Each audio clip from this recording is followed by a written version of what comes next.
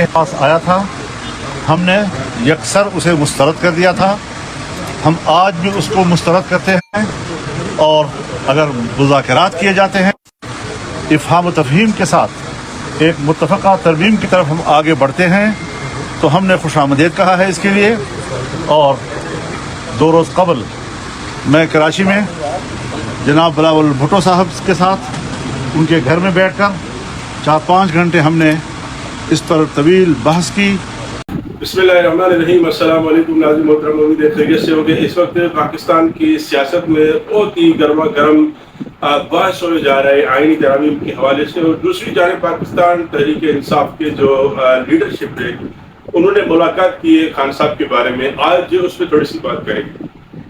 آج پاکستان تحریک انصاف کے رہنماؤں نے خان صاحب کے ساتھ بڑی طویل مدت کی بعد ملاقات کی ہے، اور وہ ملاقات اس ماحول میں ہوئی کہ جب حکومت پاکستان کو ضرورت پڑی مولانا فضل الرحمان صاحب کی اور پی ٹی آئی کے ان ممبر کی جو اس وقت ایم این اے کی صورت میں قومی اسمبلی میں موجود ہے.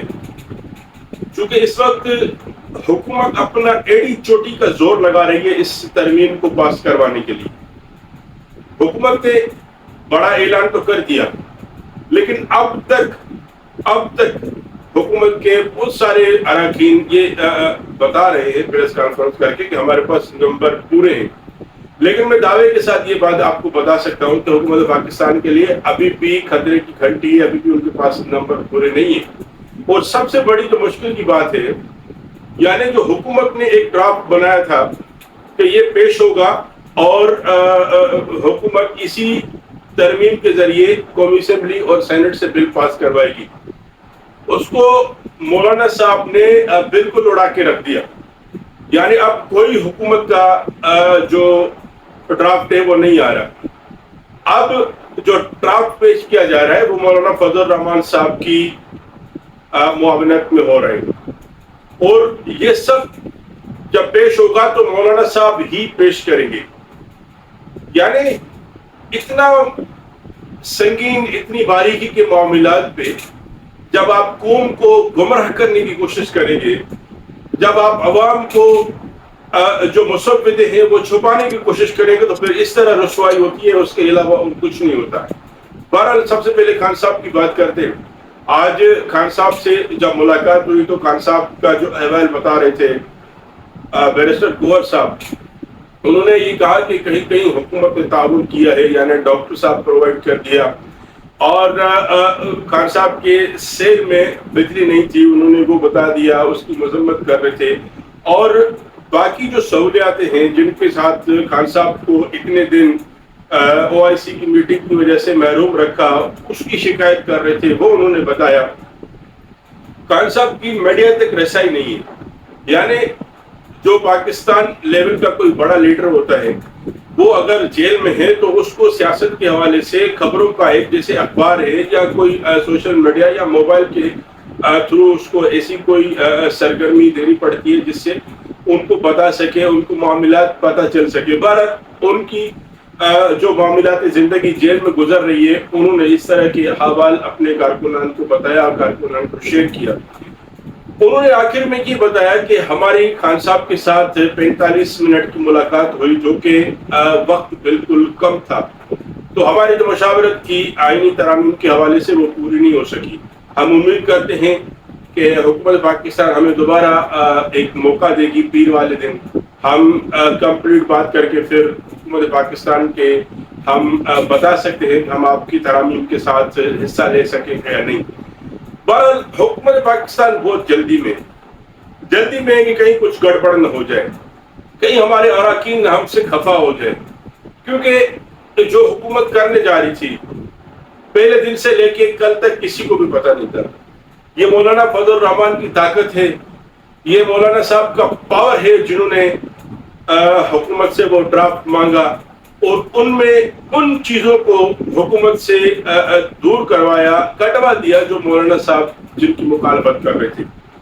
بہرحال اب قومی اسمبلی کا اجلاس تو متوقع ہے، ہو سکتا ہے دیر سے ہو جائے، اور اب جو ڈرافٹ پیش ہوگا وہ مولانا فضل الرحمان صاحب پیش کریں گے. اب یہ اسی وجہ سے پیش کر رہے ہیں تاکہ پی ٹی آئی اور مولانا کے درمیان جو باتیں ہوئی ہیں اس بنا پہ پی ٹی آئی بھی ووٹ دے. لیکن پی ٹی آئی کا موقف آپ نے سن لیا. وہ کہہ رہے کہ ہمیں ٹائم جو ہے بہت کم ملا 45 منٹ. چونکہ 15-20 منٹ خان صاحب نے اپنے احوالات بتائے, پھر ہم نے جب شیئر کیا تو ٹائم ختم ہو گیا. تو اس سے وہ اور مزید ان کو ٹائم دینا چاہیے. اگر آپ آج ہی بل پیش کرنا چاہتے ہیں تو ابھی آپ اڈیالہ جیل کے دروازے کھولیں اور خان صاحب کی ملاقات کروائیں پاکستان تحریک انصاف کے رہنماؤں کی. اور آپ اگر چاہتے ہیں مولانا فضل الرحمان کا ڈرافٹ پاس کروانے تو پھر پی ٹی آئی کے لوگ آپ کو ووٹ دے سکتے ہیں. ادروائز تو نہیں لگتا کہ پاکستان تحریک انصاف اس ترامیم میں حصے دار بن سکتی ہے. بہرحال ابھی جو گڑبڑ ہو رہی ہے, ابھی جو مطلب حکومت کو جلدی ہے, حکومت کو جلدی کیوں پورے پاکستان کو پریشان کر کے رکھ دیا ہے. اسلام آباد میں یہ ہوا, اسلام آباد میں وہ ہوا, لیکن اتنے دن گزرنے کے باوجود داد دینی پڑے گی مولانا فضل الرحمان صاحب کی کہ اتنے دن کھیچم پانی کے بعد اس دن تک لیا ہے. باقی قاضی صاحب کی جانے میں تھوڑے سے دن رہ گئے. اب بلال بھٹو صاحب کی آپ تقریر سنی ہوگی حیدرآباد میں, انہوں نے جتنی تعریفیں کی قاضی صاحب کی, انہوں نے کہا کہ شہید ذوالفقار علی بھٹو کے کیس کا فیصلہ ہوا, پھر فیض آباد دھرنے کا جو کیسز تھا وہ قاضی صاحب نے حل کیا. یعنی ان کی بہادری کی مثالیں دے رہے تھے. وہ مجھے ایسے لگ رہا ہے کہ پاکستان پیپلز پارٹی یہ چاہ رہی ہے کہ قاضی فائز عیسیٰ صاحب کی جو مدت ملازمت ہے اس میں توسیع کریں. لیکن مولانا فضل الرحمان کا واضح موقف ہے کہ کبھی بھی نہیں ہوگی. اس کے خلاف جو مولانا نے جنگ لڑی ہے کہ قاضی صاحب کی جو مدت ملازمت ہے اس میں جے وائی اے اور پاکستان تحریک انصاف کبھی بھی توسیع نہیں کرنا چاہتی. اصل جو اس سارے گیم کی جو جڑ ہے وہ کیا ہے, وہ جسٹس منصور علی شاہ صاحب.